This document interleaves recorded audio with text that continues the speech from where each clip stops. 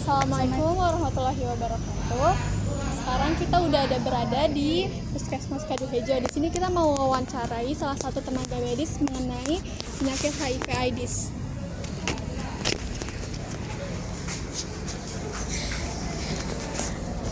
Kami dari SMA 2 Pandeglang dari kelompok 3 kelas 11C. Di sini kita mau wawancarai Ibu mengenai penyakit HIV/AIDS. Ya, saya perkenalkan, nama saya Amalia. Terus Nama saya Nabila Milani.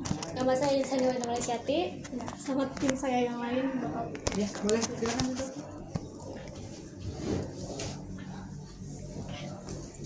Kenalan dulu ya sebelum melakukan tugas dari SMA ya. SMA berapa SMA? SMA 2 Kelas berapa? kelas 11 ya. 16 ya. Jadi nanti kenalan dulu. Kenal kata sayang ya. Iya.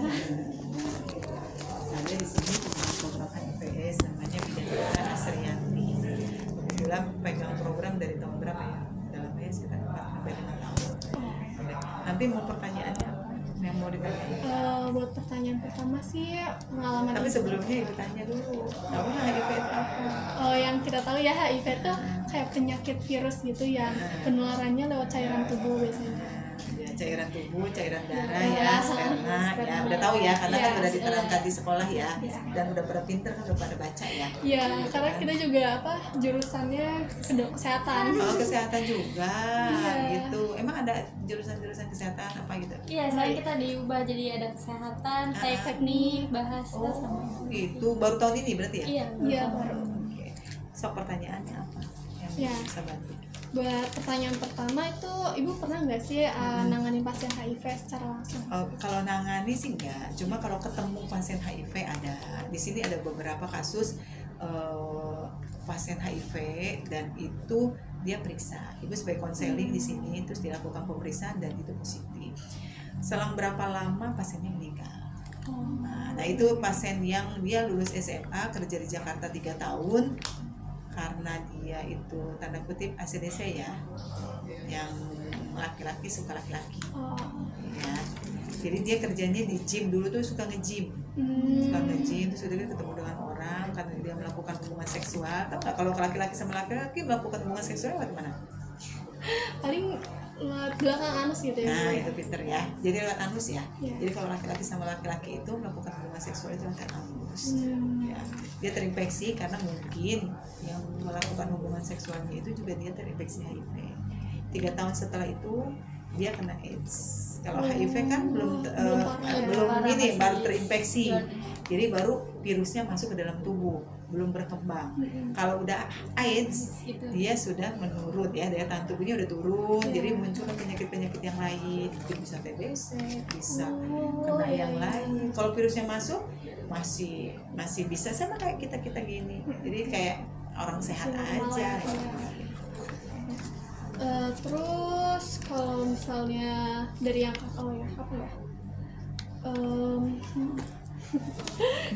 kalau misalnya seorang ibu hamil gitu misalnya punya anak gitu tapi dia baru terinfeksi HIV itu anaknya bisa kemungkinan terjangkit juga atau bisa nggak sih kalau misalnya enggak? Oh gitu. Jadi kalau seandainya ibu hamil ketemu ibu hamil ternyata dia ibu hamilnya positif HIV, anaknya bisa terkena nggak? Kalau dari awal pemeriksaan kan sekarang semua ibu hamil sama calon pengantin diperiksa. Ini kan calon pengantin kan semuanya. Nanti kan suatu saat akan jadi calon pengantin. Semua calon pengantin ibu hamil diperiksa. Tujuannya untuk apa? Untuk mencegah. Ya, pada saat ibu calon pengantin, terus ibu hamilnya ternyata terkena HIV, kalau calon pengantin mungkin bisa bisa pengobatannya nanti langsung pengobatan.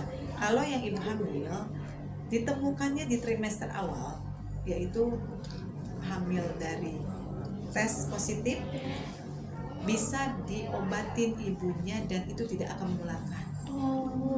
Nah, tujuannya untuk itu. Makanya kenapa ibu hamil pertama kali hamil langsung cek, langsung bawa ke puskesmas, dilakukan pemeriksaan laboratorium sekalian cek triple eliminasi yang itu HIV, AIDS, sifilis, hepatitis. Tujuannya mencegah jangan sampai bila mana ibunya terkena HIV, anaknya tidak terkena. Karena ibunya sudah dikasih pengobatan setelah diketahui bahwa ibunya positif HIV. Gitu. Dan itu juga ada pasiennya di sini. Ada berapa orang? 3 orang. banyak juga ya. Ada banyak karena dia terinfeksi dari suaminya terdahulu. Suaminya sudah meninggal, menikah lagi. Ternyata. Nah, gitu.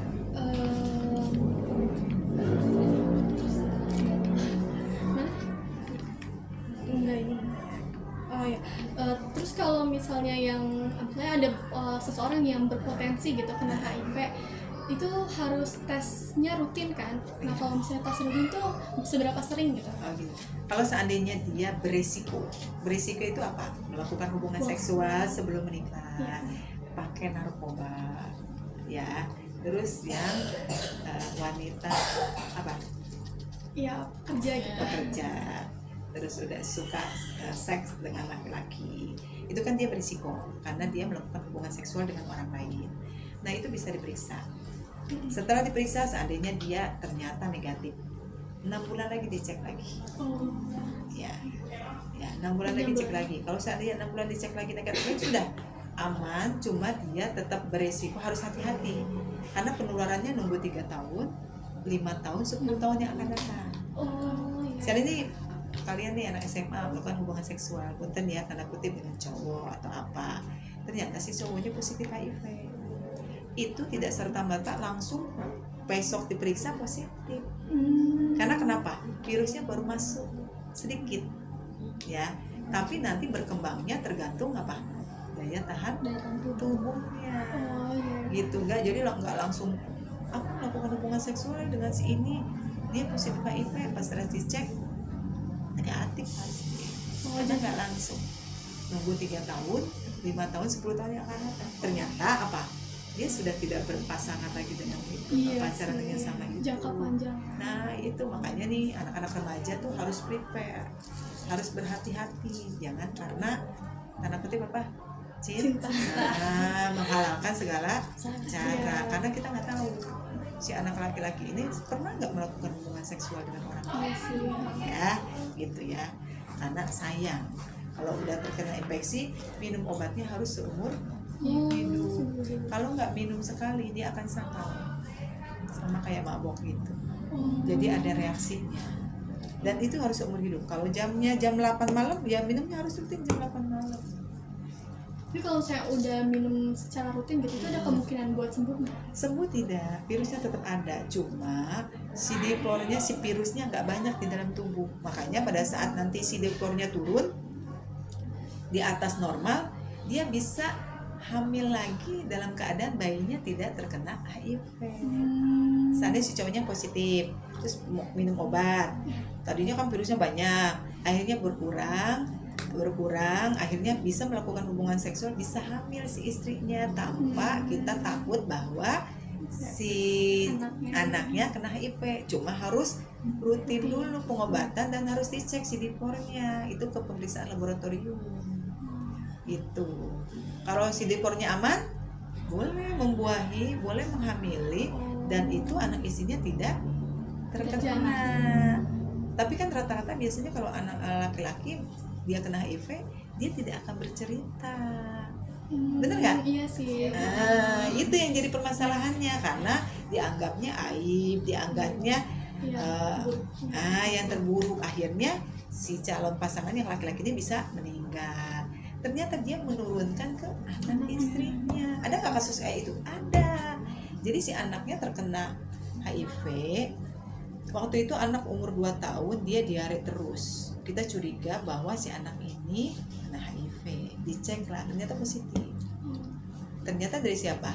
Dari bapaknya. Bapaknya dulu supir taksi. Dia pernah melakukan hubungan seksual dengan tanda kutip wanita pekerja seks, walaupun hanya sekali. Ternyata mungkin dia terinfeksi. Itu sudah lama, 5 tahun yang lalu, mungkin 3 tahun yang lalu, dia udah lupa. Ya kasihan ya. Nah itu yang jadi permasalahan. Akhirnya pulang kampung, dia sudah hidup di kampung, ternyata dia terinfeksi. Yang terinfeksi yang duluan ketahuan siapa?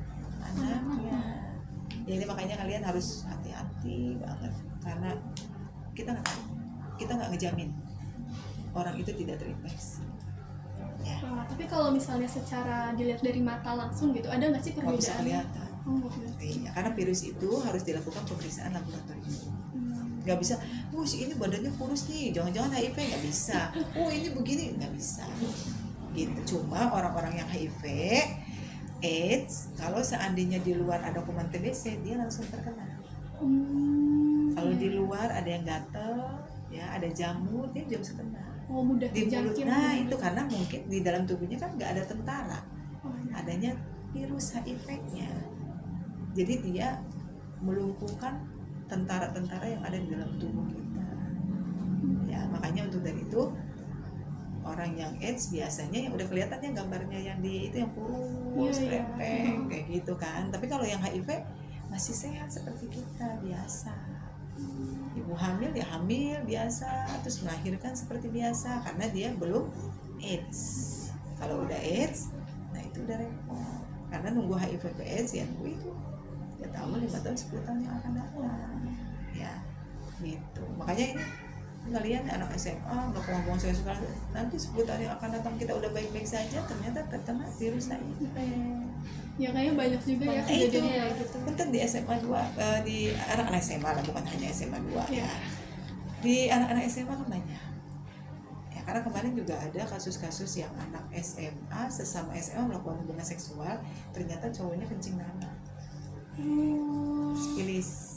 Ya, ternyata mungkin si perempuannya Nggak tahu sipilis juga. Dan itu sama-sama anak SMA.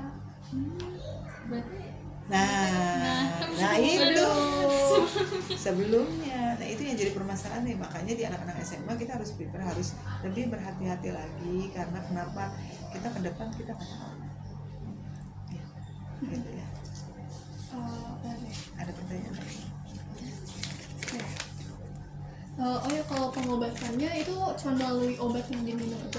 atau Iya. terapi ya terapi. Iya, nanti untuk pengobatannya karena di sini hanya pemeriksaan tesnya aja di sini, untuk pengobatannya nanti kita rujuk ke rumah sakit.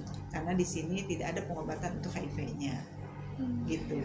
Pengobatannya harus rutin, harus diminum tiap hari karena nanti mungkin ada yang reaksinya langsung reaksi, ada juga enggak. Mungkin ada keluhan-keluhan jadi bisa ditangani.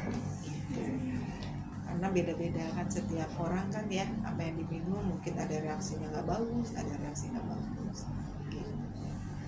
Ya itu Ya, jadi berarti kalau misalnya HIV terus dia terjangkit TBC juga, terus misalnya kalau AIDS ya udah Oh. bisa karena kan di dalam tubuhnya udah banyak virusnya banget.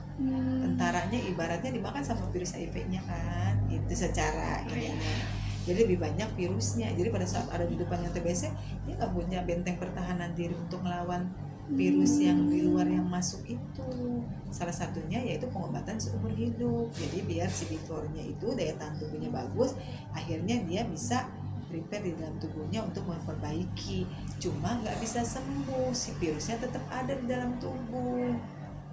Dan itu harus minum obatnya tiap hari seumur hidup. Gitu. Panjang nggak angka harapannya panjang kalau seandainya dia rutin minum obatnya.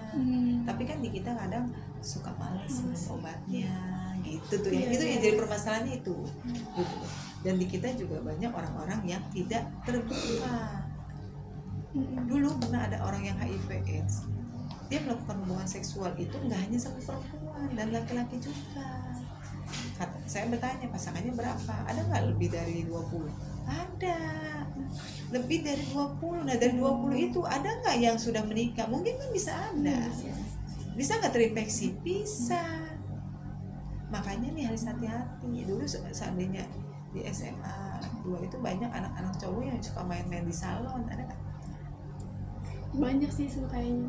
Ya, itu dulu. Kalau dulu kita di salon itu suka ada yang tarang itu yang becok-becok kan di sini diperiksa. Bu tolong dong diperiksa. Ini mah dulu ya, zaman dulu ya. SMA 2 kenapa? Iya zaman dulu banyak anak-anak SMA yang laki-laki ya pakai sama itu. Iya, cukup. Banyak sih emang dari sampai sekarang juga. Iya, Sampai ada. sekarang kayaknya masih ada sih. Masih ada. Nah, itu. Karena kenapa mereka dikasih uang? Kan anak-anak SMA dikasih uang 500.000 aja senang. Iya sih. Ya kan? Padahal masa depannya bisa nyari nggak 500.000? Gampang bisa dicari setelah kita kerja. Nah sekarang anak-anak SMA juga sama, jangan mentang-mentang pengen punya handphone atau apa. Ya, gitu ya. Ya, jadi pengalaman ibu tuh kayak kebanyakan dari itu ya, dari apa, penularannya lewat itu. Iya, karena di sini kan lebih banyaknya kan datang dicek positif, kita gali kenapa dia terkena HIV, dia bisa cerita ABCD, ada yang WTS juga di umur 15 tahun dia sudah melakukan hubungan seksual, ada yang dari tato. Oh, tato iya sih. Tato kan bisa dari Jarum jarumnya. ya? Oh iya, Ya kan jarumnya kan dia mungkin bisa bareng-bareng jarumnya, pada saat jarumnya bareng-bareng ternyata si jarumnya itu bekas yang kena HIV. Iya sih. Ya. Ada lagi nggak ya? Udah. Kayak gitu aja sih, Bu ya. Gitu boleh. Nanti di ini aja, nanti kan disampaikan aja sama teman-temannya di kelasnya. Minimal teman-temannya paham, minimal teman-temannya mengerti. Sebelum kita menyampaikan, kita harus paham dulu HIV itu apa, penularannya seperti apa. Tadi ya, gitu ya. Jadi kita lebih mengerti karena kenapa teman-teman yang lain mungkin nggak pada tahu. Ya, dan dia nggak ngeh karena dia mungkin kan nggak kayak ini. Siapa naik ini kan maksudnya baca dulu sebelum ngegali kan, belajar dulu gitu. Ya ibu juga sama, di sini juga kan ada anak remaja juga, konseling remaja juga. Kita buka pelayanan di anak remaja itu di hari Senin. Jadi anak-anak remaja yang bermasalah tanda kutip mungkin ada permasalahan sering gangguannya gangguan apa aja kan ya ada kan ada galau-galaunya lah gitu lah. Gitu. Karena kan anak remaja ini remaja muda ke remaja pertengahan, nah itu hormonnya nggak seimbang, akhirnya timbullah kadang suka jutek lah, jaim lah, nggak nyaman badannya, tubuhnya ya, tiba-tiba ceria, tiba-tiba sedih, tiba-tiba nangis ya gitu ya. Oke. Paling buat terakhir ini ada nggak sih amanat buat ibu sama orang-orang kayak itu, kita gitu? ya itu yang satu kalian kan belajar fokus, jangan keganggu sama cowok. Nah kalau soalnya kita sekarang udah punya teman deket cowok dalam tanda kutip pacaran, kita yang rugi. Kenapa? Masa depan anak SMA ditentukan dari lulus SMA. Lulus SMA ditentuin lagi nggak dari mana? Kita kuliah. Karena sekarang seandainya anak SMA nggak kuliah, apa yang diharapkan? Selesai. Iya sih. Pekerjaan agak susah. Iya. Nah kalian nih anak-anak remaja harus punya cita-cita, walaupun punten mungkin dari latar belakang keluarganya, saya orang tuanya nggak ada, harus semangat. Mungkin bisa kerja dulu sambil kuliah atau apapun itu. Ya gitu ya. Tolong kasih tahu sama teman-temannya, jangan melakukan seks bebas. Apapun keadaannya, apapun caranya, gitu loh. Harus kita bisa katakan tidak.